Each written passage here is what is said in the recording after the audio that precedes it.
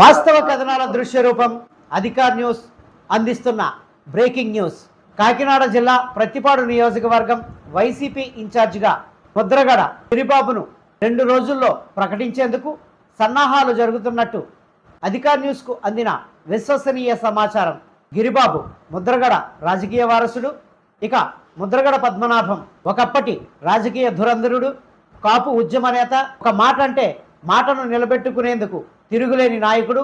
2024 సార్వత్రిక ఎన్నికలలో పిఠాపురం అసెంబ్లీ స్థానానికి పవన్ కళ్యాణ్ గెలిస్తే తన పేరును ముద్రగడ పద్మనాభరెడ్డిగా మార్చుకుంటానంటూ సవాల్ విసిరారు.